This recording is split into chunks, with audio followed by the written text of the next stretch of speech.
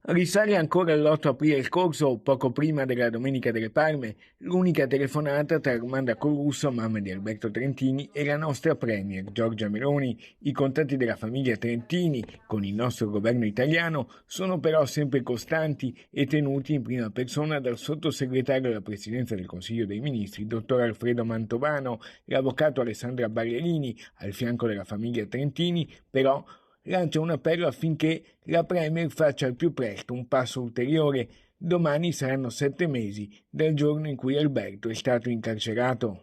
Neanche a noi risulta che la Presidente Meloni abbia mai pronunciato pubblicamente il nome di Alberto. Pronunciare quel nome credo che sarebbe molto importante anche solo emotivamente, ma sappiamo che non è solo questo.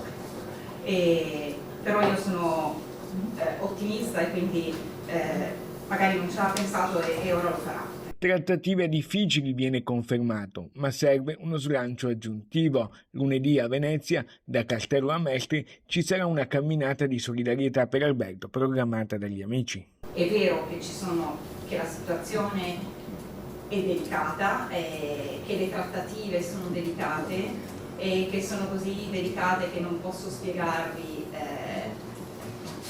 su cosa esattamente si stanno muovendo e perché Alberto è diverso dagli altri.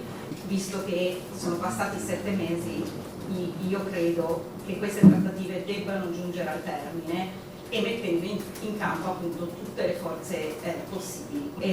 Riguardo alle iniziative, hai parlato dei comuni, fate mettere degli striscioni fuori dai municipi e non avete idea di quanto sposti l'opinione pubblica, cioè la gente passa e dice ma chi è Alberto Trentini? E va a vedere chi è Alberto Trentini e decide che sta dalla parte di Alberto Trentini.